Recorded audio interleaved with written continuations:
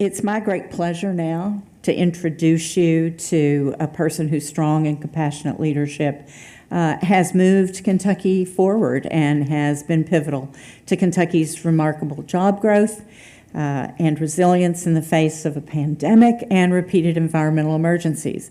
Governor Andy Beshear has made Kentucky a healthier place to live for all of us and a more prosperous place for all of us. His Better Kentucky plan has led the Commonwealth in the post-COVID economy by applying federal dollars to build new schools, deliver clean drinking water, and expand access to broadband, and to build stronger communities and improve our roads and bridges, and expand our electric vehicle infrastructure. You've all seen the headlines since he took office. The Commonwealth has shattered about every economic development record that we had in the books. Private sector new location and expansion announcements include a record $19.7 billion in planned investment and commitments, and will create a record 37,000 plus full-time 37,000 plus full-time jobs in the coming years. Sorry about that. There's the $5.8 billion Ford Motor Company and SK Innovation battery plant in Hardin County that you've all heard about. That's about 5,000 jobs.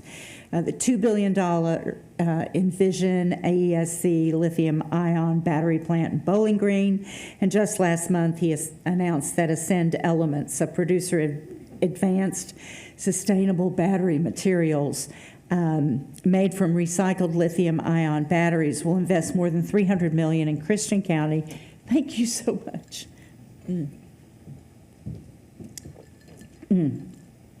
Very good. That was sorely needed. We'll invest more than $300 million in Christian County, creating 250 full-time jobs. And that could grow into a $1 billion investment in the future.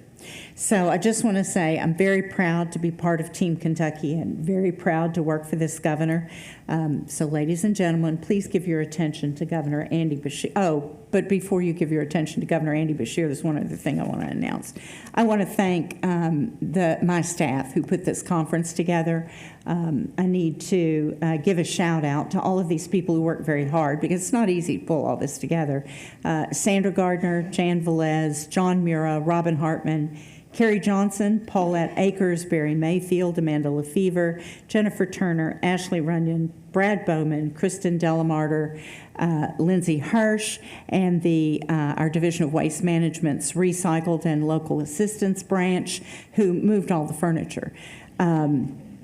We also want to announce that if you're having trouble with the Wi-Fi, it's Hilton Meeting is the Wi-Fi, and the password is premium with a capital P 2022. So without further ado, please give Governor Beshear your attention. Thank you.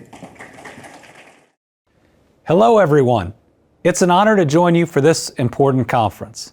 A lot has happened since we last came together. We faced devastating tornadoes that impacted many of our Western Kentucky communities. And in July, Eastern Kentucky experienced the worst flooding seen in my lifetime.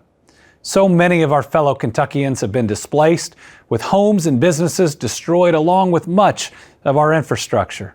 We also suffered the loss of human life, children of God, irreplaceable to their families and their communities. The tornadoes took the lives of 81 people, and we've lost at least 40 in the flooding. Despite the heartbreak and devastation, we also saw the strength and resiliency of our people. Now, we Kentuckians, we're tough. We may get knocked down, but we always get back up. We heal and we rebuild together. However long it takes, Team Kentucky is there for our brothers and sisters in need. As for our efforts in Eastern Kentucky, by the end of September, all drinking water systems were restored. All our kids were back in their classrooms. Nearly 500 people were being provided safe shelter through our state parks or through travel trailers. Almost 271,000 tons of debris have been removed. That's getting that chaos up and getting it out of town. And we're still making progress. And at my request, FEMA extended the deadline for individuals in the 13 approved counties to apply for individual assistance. As you know, we've once again raised millions of dollars in donations to help those communities, and we passed a nonpartisan EK Safe Fund to help provide relief and support as we rebuild. Now, as everybody in this room knows, it is crucial for us to take what we've learned from these disasters and use that to be better prepared for the next one. Unfortunately, this past year has shown us that the unimaginable is now possible. Because of that, I signed an executive order in September to establish the Council for Community Recovery and Resiliency.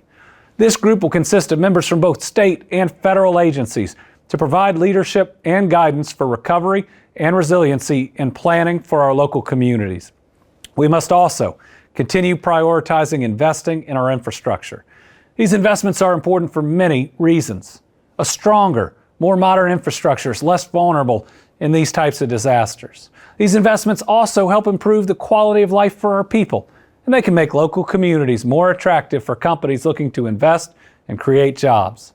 These include investments like those made through my Cleaner Water program, which has $500 million appropriated through a bipartisan agreement to provide clean drinking water and wastewater grants to fund projects across Kentucky. We've also directed tens of millions of dollars to fund safety upgrades near dozens of schools. And we've announced transportation funding to ensure we're not just fixing the major highways, but also improving the smaller roads that are most important to the people who live there. These are the type of investments we must continue to make to revitalize our local communities and make them more resilient. While we have been through a lot, we're taking steps to make our Commonwealth as strong as possible. And there has never been a more important time to do that than now. 2021 was a record-shattering year for new jobs and investments, and 2022 is on track to be just as successful. In fact, here in Kentucky, we saw the largest job growth increase in the nation for the month of August. That's right, we're number one in creating new jobs for our people. It is an exciting time, especially because our two biggest investments in the history of our Commonwealth are pushing Kentucky into the future, along with many more. In the last 28 months, we've announced 12 EV-related projects totaling $9.2 billion in new investment. And even better, those projects are creating 8,500 new full-time Kentucky jobs. These projects include Ford and SK Innovations' Blue Oval SK battery plant in Hardin County and Envision AESC's battery plant in Warren County. These two projects solidified us, Kentucky, as the electric vehicle battery capital of the United States of America. And while our workforce will be powering the future, we also want to make sure we have the infrastructure in place so people can drive those vehicles for themselves. That's why this summer I announced nearly $70 million in funding to build a statewide charging network to support long-distance EV travel. Folks, our time is here. Our future is now, and now that future, it's electric. So while we've had some challenging times here in Kentucky, we have hope and we have faith because we know we're building a brighter tomorrow full of opportunity for our people. We're creating jobs while also building stronger communities where our folks can feel safe and build the lives they want and the lives they deserve. That is why we are all here, to ensure our Commonwealth is a place where your kids and mine can live and thrive for generations to come. And we're going to keep making progress. From seeing through our energy strategy to encouraging sustainable investments, we are moving Kentucky forward for our people. And we're doing it together. So before I close, I want to say thank you. Thank you for being a critical part of Team Kentucky. With your efforts, we will get through the challenges and create a brighter tomorrow for every Kentuckian, and we'll get through those challenges together. Thank you.